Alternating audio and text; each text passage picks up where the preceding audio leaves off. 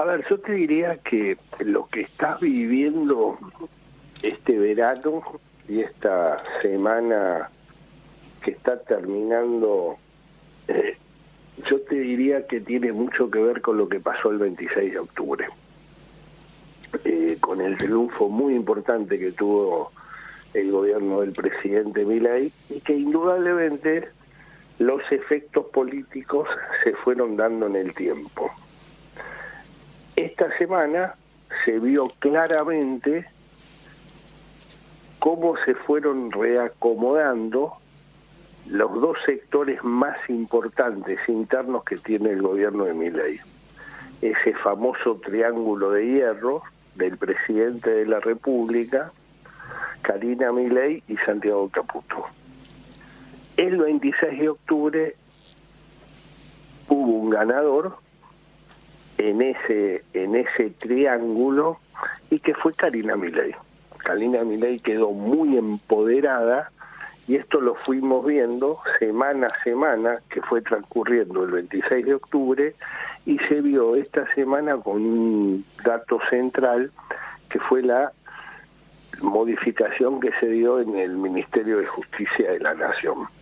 donde fundamentalmente te diría el futuro secretario de Justicia, Santiago Viola, que va a tener un rol muy importante, ya que va a ser el hombre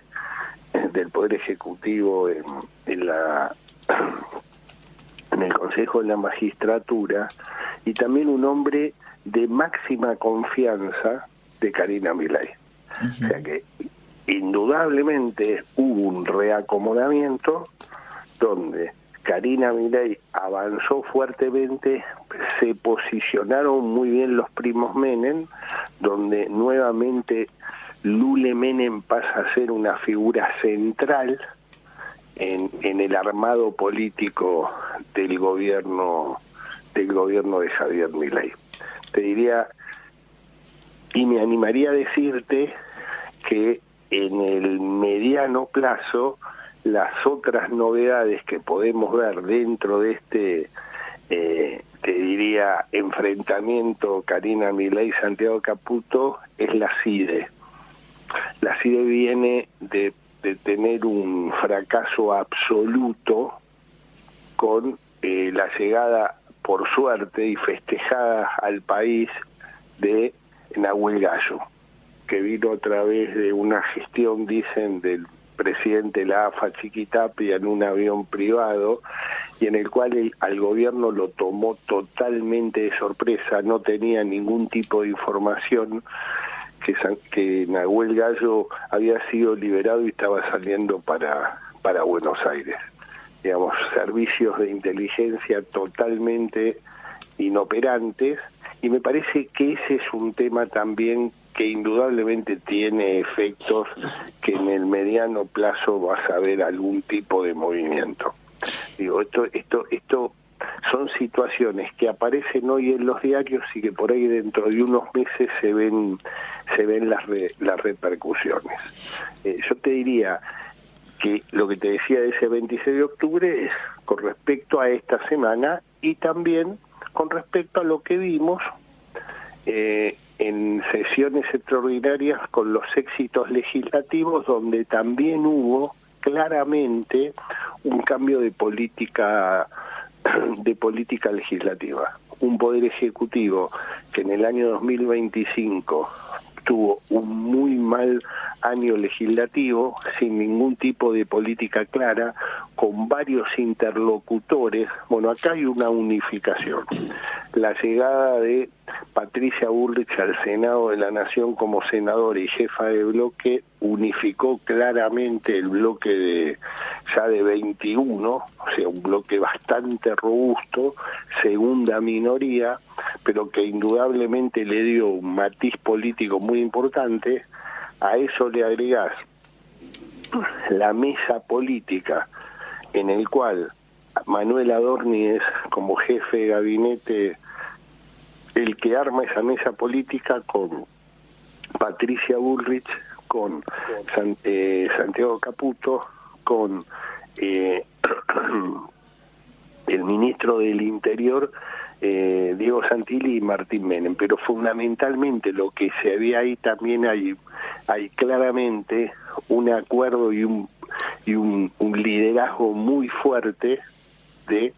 Karina Milei, en el cual se unificaron criterios, hay negociaciones de un solo lado, esa es la mesa política es la que dice por dónde se negocia y con quién se negocia, empieza a haber acuerdos claros con algunos gobernadores, no con todos los gobernadores, y esto de alguna manera clarificó lo que antes era un gran caos. Hoy empieza a haber una mayor claridad y se empiezan a ver los éxitos, fundamentalmente te diría en dos leyes que fueron tabúes, que eran intocables, uno durante más de 40 años, que era la reforma laboral, y el otro en los últimos 20 años, que es la ley penal juvenil. Digamos, dos temas que siempre estuvieron en agenda y en el cual era muy difícil avanzar. Carlos Germano, yo quiero decir respecto a lo que usted está puntualizando, en primer lugar, que el gobierno promulgó la ley de modernización laboral después de una semana de su aprobación en el Senado, tema que hoy muy tempranito ustedes ya están informados a través de Primera Hora con Daniel López, acompañado por Sergio Monzón, quien dio los detalles del tema, pero también que se convocó una audiencia pública para debatir la ley de glaciares justamente a la espera del tratamiento en diputados. En un minuto le pido una reflexión sobre este tema, porque no tengo dudas en decir que uno de los primeros analistas que desde hace muchísimo tiempo viene advirtiendo la importancia de este proyecto, cuando aún no era tal, que es el de la ley de glaciares, o el proyecto de ley de glaciares, es usted, Carlos Germano. Sí, tal cualmente, porque va en línea con lo que viene la filosofía de este gobierno, que es la incorporación, digamos, de inversiones importantes. Y la minería todavía en la Argentina no está explotada en la manera que tiene que estar explotada, a diferencia solamente si tomamos Chile. Chile tiene ingresos genuinos por explotación de minería, fundamentalmente en tema cobre, de más de 50.000 millones de dólares año. Argentina todavía no empezó a explotar el cobre. Digo, si hay seguridad jurídica, hay previsibilidad en un mundo donde lo que reina es la incertidumbre. Este es el gran desafío que tiene la Argentina. Digamos, hoy lo que está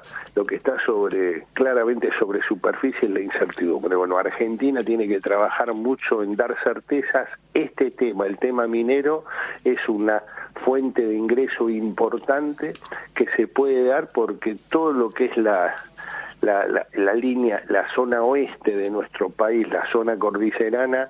tenemos, digamos, una minería totalmente virgen y me parece que se puede abrir, de ahí la importancia de esa modificación de ley de glaciares que ya tiene media sanción, que puede también tener en el mediano y largo plazo efectos de ingresos muy importantes para la República Argentina.